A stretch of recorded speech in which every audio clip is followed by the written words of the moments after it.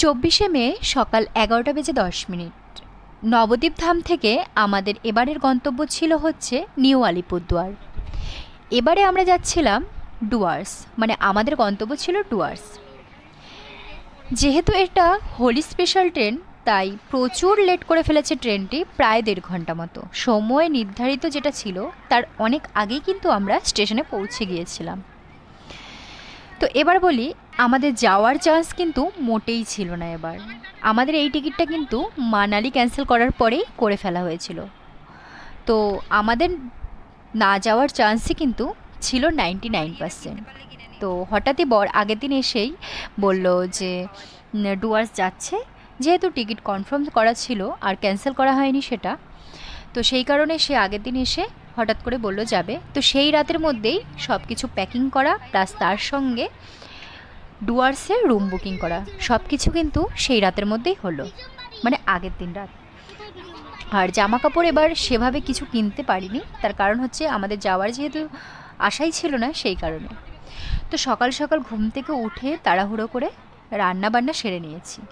রান্নার মধ্যে রেখেছিলাম আলু সেদ্ধ, আলু ভাজা আর একটা চচ্চড়ি। আর আমাদের সঙ্গে যারা ছিল তারা নিয়ে গিয়েছিল হচ্ছে ডিমের কারি আর ভাত।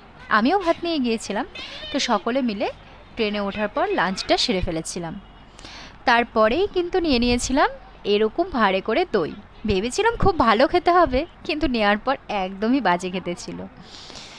তো তারপরেই চলে আসলো ফারাক্কা ব্যারেজ। তো ফারাক্কা ব্যারেজের এইরকম সৌন্দর্য দেখতে দেখতে কিন্তু আমরা আমাদের গন্তব্যে রওনা দিচ্ছিলাম। তো তোমাদের বলে রাখি, এর আগেও কিন্তু আমরা নিউ জলপাইগুড়ি গিয়েছিলাম, তবে ফারাক্কা ব্যারেজ আমাদের দেখার সৌভাগ্য হয়নি। তার কারণ হচ্ছে আমরা যেবার দার্জিলিং গিয়েছিলাম সেইবার কিন্তু আমাদের এই ফারাক্কা ব্যারেজ না দেখার কারণ একটাই ছিল, আমরা রাতের বেলা পৌঁছেছিলাম। আর এবার আমাদের সৌভাগ্য ছিল, আমরা তাই এই ফারাক্কা ব্যারেজটা দেখতে পেয়েছিলাম। যেহেতু আমাদের ট্রেন অ্যাকচুয়ালি কিন্তু আমাদের রাতেই করা ছিল, তো সেটা আবার ক্যান্সেল করে আমাদের হোলি স্পেশাল ট্রেনটি করা হয়েছিল। তো সেই ট্রেনে করেই আমরা যাচ্ছিলাম। ট্রেনটি খুবই ভালো ছিল, পরিষ্কার পরিচ্ছন্ন, এমনকি স্পেসও খুব ভালো ছিল, যেগুলো মানে সিটগুলো ছিল সেগুলোও খুব ভালো ছিল। তো ফারাক্কা ব্যারেজের এইরকম সৌন্দর্য দেখতে দেখতে প্রায় বিকেল নেমে এসেছিল। আর আমরা নিয়ে নিয়েছিলাম ঝালমুড়ি। সকলে মিলে ঝালমুড়ি খেতে খেতে গল্প করতে করতে যাচ্ছিলাম। আর যেতে যেতেই দেখা হলো এক দাদার সঙ্গে। উনি হচ্ছে ডুয়ার্সে যে চা ফ্যাক্টরি আছে ওখানকার 20 বছর নাকি উনি ম্যানেজার ছিলেন। তো ওনার জন্য বলতে পারো যে আমাদের পুরো ডুয়ার্সের ট্যুরটাই চেঞ্জ করতে হয়েছে। কীরকমভাবে সেটা তোমাদের আস্তে আস্তে বলছি। যেহেতু উনি 20 বছর ধরে ডুয়ার্স ছিলেন, সেই কারণে উনি আমাদেরকে সম্পূর্ণ ডুয়ার্সটা কিভাবে ঘুরবো সেভাবে উনি বলে দিয়েছিলেন। তো সেই মতো আমাদের ট্রেনের টিকিট আবার ক্যান্সেল করতে হয়। আমরা নর্মাল যে ট্রেনের টিকিট করেছিলাম এনজেপি অবধি, সেইটা ক্যান্সেল করে আমরা করে নিয়েছিলাম আবার ভেস্তাডোম কোচ। সেটা ক্যান্সেল করে আমরা ভেস্তাডোম কোচে শিলিগুড়ি অবধি এসেছিলাম। সেখান থেকে আমাদের ট্রেনের যাত্রা আবার শুরু হয়েছে, সেটা পরে আসছে। তো এই দাদা এখন বর্তমানে রয়েছেন সাউথ আফ্রিকাতে। যেহেতু এখানকার সেরকম সব কিছু ভালো নয়, সুবিধের নয়, সেই কারণে উনি চলে গিয়েছিলেন সাউথ আফ্রিকা। এখনও উনি সাউথ আফ্রিকাতেই আছেন।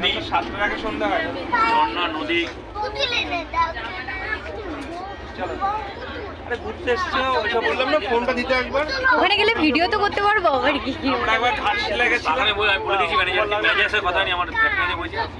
ম্যানেজার হচ্ছে আমার বন্ধু, আর যে ফ্যাক্টরি হচ্ছে আমার জুনিয়র। আমাকে স্যার স্যার বলে জুনিয়র। আমি রাত্রে আপনাকে একদম বাগানের ভেতরে যেখানে লেবারদের সাথে ফটো তোলা, চা পাতা তোলা সব করে। তো আমরা ডুয়ার্স কীভাবে ঘুরবো সম্পূর্ণ প্ল্যানটা কিন্তু এই দাদা আমাদের করে দিয়েছিলেন। এমনকি ওনার মেয়ের ছোটোবেলাকার গল্পও কিন্তু আমাদের শোনাচ্ছিলেন। উনি নাকি এরকম ছোটোবেলায় ওনার মেয়ে শুদ্ধ যখন চা বাগানে গিয়েছিলেন, লেপার্ডের 3টে বাচ্চা পেয়েছিল। আর সেই 3টে বাচ্চার সাথে তার ছবি রয়েছে। আমার মেয়ে যখন 3 মাসের বয়স ছিল আমি 3টে চিতা বাচ্চা কুড়িয়ে পেয়েছিলাম। আচ্ছা, ওই চা বাগানটা। সবাই 3টে চিতা আমার মেয়ের সাথে ফটো তুলে রেখে দিচ্ছি 4-5টা ভালো করে। তাই আমি বলছি আমার বউকে বলছি রেখে দাও, যখন মেয়ের বিয়ে দেবো তখন বিয়ে দেওয়ার আগে দেখিয়ে দেবো যে মেয়ে ছোটলাতে চিতার সাথে খেলে। শ্বশুরবাড়ি ভালো বুদ্ধি। তো উনি রাস্তায় যেতে যেতে আমাদের সেই গল্প শোনাচ্ছিল যে যখন মেয়েকে বড় হয়ে বিয়ে দেবে তখন এই লেপার্ডের বাচ্চার সঙ্গে যে ছবিগুলো সেগুলো শ্বশুরবাড়িতে দেখাবে আর বলবে যে মেয়ে নাকি লেপার্ডের সঙ্গে মানুষ হয়েছে। তো বেশ মজাদার মানুষ ছিলেন এবং খুব ওনার গল্প শুনতে শুনতে প্রায় সন্ধে নেমে এসছে। তারপরেই চলে এসেছে ট্রেনে কফি। তো আমরা নিয়ে নিয়েছিলাম কফি। এই ট্রেনে কিন্তু বলে রাখি পেন্ট্রি কার্ড নেই। তো কফি উঠেছে, কফি নেওয়ার পর ভেবেছিলাম এই যে ছোলাটা সেদ্ধ ছোলা তো নিয়ে নিয়েছিলাম, তারপরে দেখলাম কাঁচা ছোলা। তো যেহেতু বলে ফেলেছি সেই কারণে ওটাই খেতে হলো চা খাওয়ার পরে। তো তারপরে আমাদের নিউ জলপাইগুড়িতে খাওয়ার অর্ডার দেওয়া ছিল, সেখানে এসে খাবার দিয়ে গিয়েছে। এখানে আমরা নিয়ে নিয়েছিলাম একটা চিকেন থালি আর একটা নিয়ে নিয়েছিলাম রাইস আর চিলি চিকেন, যেটা আমার জন্য।